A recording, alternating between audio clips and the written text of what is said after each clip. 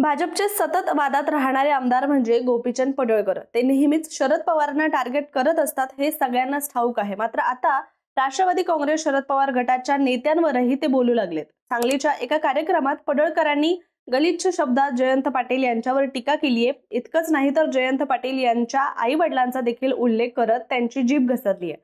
त्यांच्या या कृत्यानंतर शरद पवारांनी फडणवीसांना देखील फोन करून चांगलंच सुनावलं आहे। चला तर जाणून घेऊया हे प्रकरण नेमकं काय आहे। पडळकरांनी जयंत पाटलांवर त्यांचे वडील राजाराम बापू पाटील ज्यांनी स्वातंत्र्यपूर्वी शिक्षण संस्था स्थापन केली यांच्याविषयी काय काय भाष्य केलंय या सगळ्याबद्दलच आपण आज बोलणार आहोत। नमस्कार, मी रामेश्वरी आणि तुम्ही पाहताय कट टू कट। सगळ्यात आधी आता नेमकं काय घडलंय हे जाणून घेऊया। तर सांगलीच्या जत पंचायत समितीमध्ये कनिष्ठ अभियंता म्हणून काम करणाऱ्या अवधूत वडार या तरुणाच्या आत्महत्येवरून गोपीचंद पडळकर यांच्यावर त्याच्या खुनाचा आरोप केला जातोय आणि याच निषेधार्थ पडळकरांच्या नेतृत्वाखाली जतमध्ये जयंत पाटलांच्या विरोधात मोर्चा काढण्यात आला। त्यावेळी पडळकरांनी जयंत पाटलांवर अर्वाच्य भाषेत टीका केली आहे। शिवाय एकेरी उल्लेख करत वादग्रस्त विधानही केलंय।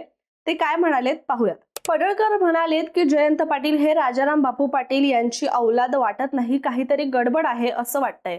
इतकंच नाही तर एकेरी उल्लेख करत अरे जयंत पाटला, तुझ्यासारखी भिकारी औलाद गोपीचंद पडळकरची नाही, माझ्यात धमक आहे ती कार्यक्रम करायची।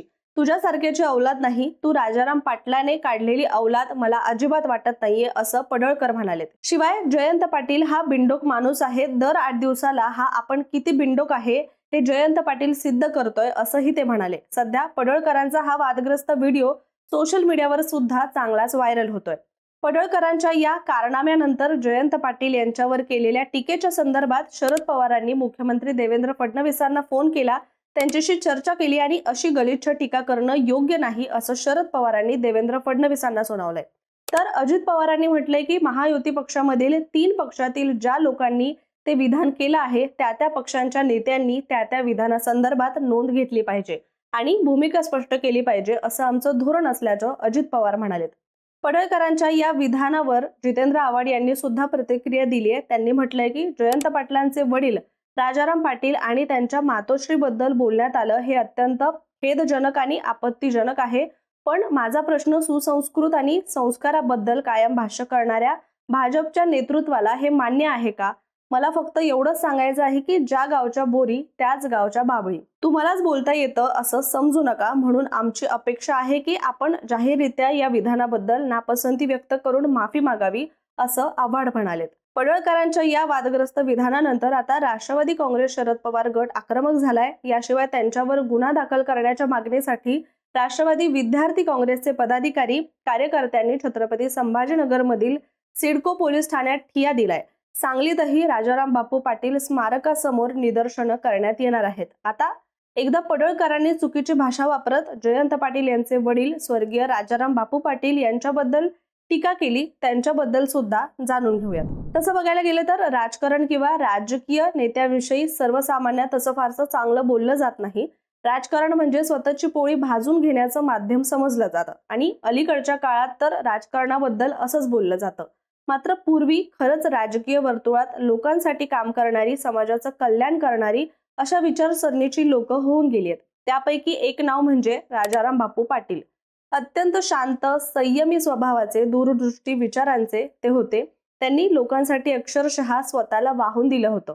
त्यांनी शिक्षण, सहकार चळवळीच्या माध्यमातून शेतकरी, ग्रामीण भागातील नागरिकांच्या जीवनात सामाजिक आणि आर्थिक बदल घडवून आणलाय।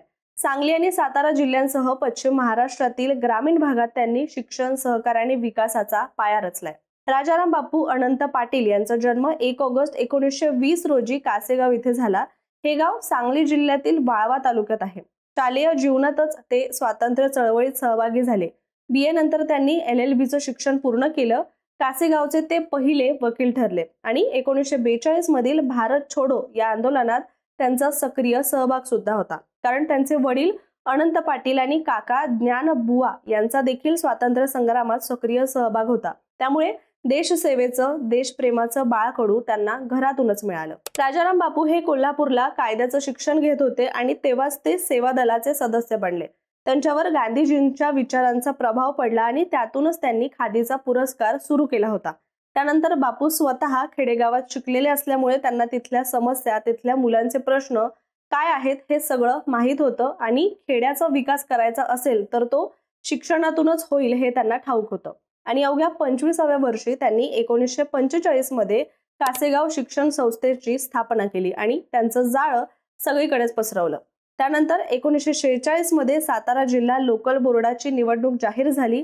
बापूंनी ही निवडणूक लढवली आणि ते विजयी झाले. त्यांची सत्ता आली आणि अशा रीतीनं त्यांचं राजकारणात पाऊल पडलं.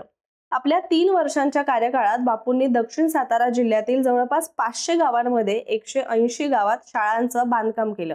ग्रामीण भागातील नागरिकांच्या जीवनात परिवर्तन घडवायचं असेल तर शिक्षण आवश्यक आहे हे बापूंनी आधीच ओळखलं होतं. ग्रामीण भागाचा चेहरा बदलणारे बापू हे नाव उच्चारलं की डोळ्यासमोर येतं ती सहकाराच्या बळावर घडवलेली प्रगतीची शाश्वत पायरी. शिक्षणाची गरज ओळखून त्यांनी अभियांत्रिकी महाविद्यालये उभारली. रोजगार आणि उद्योगाची नवी दालनं खुली व्हावीत या हेतूनं साखरलेल्या माळरानावर त्यांनी साखर कारखान्याची बीजं पेरली. पण तेवढ्यावर थांबून चालणार नाही हे सुद्धा बापूंना ठाऊक होतं. दुधाला भाव न मिळणाऱ्या शेतकऱ्यांचा प्रश्न त्यांनी हेरला आणि त्यावर उत्तर म्हणून इस्लामपूर इथे वाळवा दूध संघाची स्थापना केली. केवळ कारखाना किंवा दूध संघापुरतं नव्हे तर सहकारी बँका, ग्राहक भांडार, सूतगिरण्या, पाणीपुरवठा संस्था या साऱ्यांच्या माध्यमातून त्यांनी सहकार क्षेत्राचं मजबूत जाळं उभारलं. 1957 मध्ये काँग्रेसच्या सांगली जिल्हाध्यक्षपदी बापूंनी पहिलं पाऊल टाकलं. त्याच वर्षी त्यांनी शिराळा मतदारसंघातून विधानसभा निवडणूक लढवली. ती त्यांची पहिली निवडणूक होती आणि अवघ्या 800 मतांनी त्यांचा पराभव झाला. पण हा पराभव बापूंच्या मनोबलावर परिणाम करू शकला नाही. त्यांनी आपला मार्ग बदलला नाही, उलट समाजकारणाचा पाया मजबूत करण्यावर भर दिला. जिल्हाभर फिरून लोकांना भेटले, त्यांच्या अडचणी जाणून घेतल्या. याच मेहनतीमुळे लोकांचा विश्वास त्यांना मिळाला आणि 1959 मध्ये त्यांची काँग्रेस प्रदेशाध्यक्षपदी निवड झाली. त्यानंतर 1962 मध्ये वाळवा मतदारसंघातून त्यांनी पुन्हा निवडणूक लढवली. यावेळी त्यांनी शेतकरी कामगार पक्षाचे ND पाटील यांचा पराभव केला आणि पहिल्यांदाच विधानसभा गाठली. आश्चर्य म्हणजे पहिल्याच वेळेला त्यांना मंत्रिमंडळात स्थान मिळालं. महसूल, ऊर्जा, उद्योग, ग्रामविकास, विधी आणि न्याय अशी महत्वाची खाती त्यांच्या वाट्याला आली. महसूल मंत्री म्हणून त्यांनी राज्यभर एक समान कर आकारणीची पद्धत लागू केली. शेतकऱ्यांना कर्ज मिळणं सोपं व्हावं म्हणून जमीन महसूल विधेयकात दुरुस्ती केली. शेजारच्या शेतातून पाणी नेणं आणणं सोपं केलं. या छोट्या वाटणाऱ्या गोष्टी प्रत्यक्षात ग्रामीण शेतकऱ्याच्या आयुष्यात मोठे बदल घडवून आणणाऱ्या तेव्हा ठरल्या होत्या. 1967च्या निवडणुकीतही बापूंनी पुन्हा विजय मिळवला आणि उद्योग व ऊर्जा ही महत्वाची खाती सांभाळली. पण याच काळात त्यांचं वसंतदादा पाटील यांच्याशी वारणा नदीवरील धरणाच्या प्रश्नावरून मतभेद झाले. धरण कुठे बांधावं यावरून जवळपास 5 वर्ष संघर्ष सुरू राहिला. बापूंना वाटत होतं की धरण मोठ्या साठवण क्षमतेचं व्हावं, तर दादांना भीती होती की त्यामुळे स्वातंत्र्य लढ्यात योगदान दिलेल्या काही गावे पाण्याखाली जातील. हा वाद इतका वाढला की दोन्ही नेत्यांचे राजकीय मार्ग वेगळे झाले आणि बापू जनता पार्टीत गेले. 1978च्या निवडणुकीत त्यांचा पराभव झाला, पण त्यानंतर विधान परिषदेत त्यांना संधी मिळाली. पुलोदचा प्रयोग झाला आणि शरद पवार मुख्यमंत्री झाले. पवारांच्या मंत्रिमंडळात बापूंनाही स्थान मिळालं. पवारांशी त्यांचं घट्ट संबंध होते आणि ते त्यांच्या विश्वासू नेत्यांपैकी एक मानले जातात. राजाराम बापूंनी केवळ राजकारण केलं असं नाही, तर ग्रामीण भागातील शाश्वत विकासासाठी शिक्षण आणि सहकाराच्या चळवळीत मोठं योगदान दिलंय.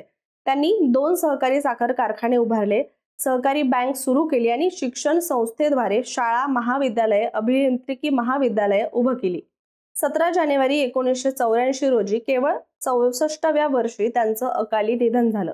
त्यावेळी अमेरिकेत शिकत असणाऱ्या जयंत पाटलांना तातडीनं भारतात परतावं लागलं होतं. अमेरिकेच्या न्यूजर्सी इन्स्टिट्यूट ऑफ टेक्नॉलॉजीमध्ये शिक्षण ते घेत होते. वडिलांच्या मृत्यूनंतर त्यांचा वारसा थांबला नाही, तर जयंत पाटील यांनी तो पुढे नेला. मायदेशी आल्यानंतर जयंत पाटलांनी राजकारणात पाऊल ठेवलं. शरद पवारांनी जयंत पाटलांना त्यावेळी आपल्यासोबत काँग्रेसमध्ये घेतलं होतं आणि त्यामुळे आजही जयंत पाटील हे शरद पवार यांच्यासोबतच आहेत. बापूंप्रमाणे तेही शांत, संयमी स्वभावाचे आणि जनतेशी नाळ जोडून ठेवणारे नेते म्हणून ओळखले जातात. इस्लामपूर वळवा विधानसभा मतदारसंघातून जयंत पाटलांनी वयाच्या 28व्या वर्षी 1990 मध्ये पहिल्यांदा निवडणूक लढवली होती. बापूंचं राजकारण हे फक्त आजच्या नेत्यांसारखं सत्तेसाठी नव्हतं, तर समाजासाठी होतं. त्यांनी ज्या गोष्टी सुरू केल्या त्या आज वटवृक्षासारख्या बहरलेल्या आहेत असं बोललं जातं. आणि राजाराम बापूंचं नाव केवळ सांगली किंवा वाळवा इथपर्यंत मर्यादित नाही, तर महाराष्ट्राच्या राजकीय इतिहासात ठळक अक्षरात कोरलं गेलंय. आणि आज गोपीचंद पडळकर यांच्यासारखे भाजपचे आमदार जयंत पाटील आणि राजाराम बापू यांच्यासारख्या नेत्यांवर गलिच्छ शब्दात भाष्य करतात। याबद्दल आता तुमचं मत काय ते आम्हाला कमेंटमध्ये नक्की सांगा आणि अशाच माहितीपूर्ण व्हिडिओसाठी कट टू कटच्या YouTube चॅनलला सबस्क्राइब करायला विसरू नका।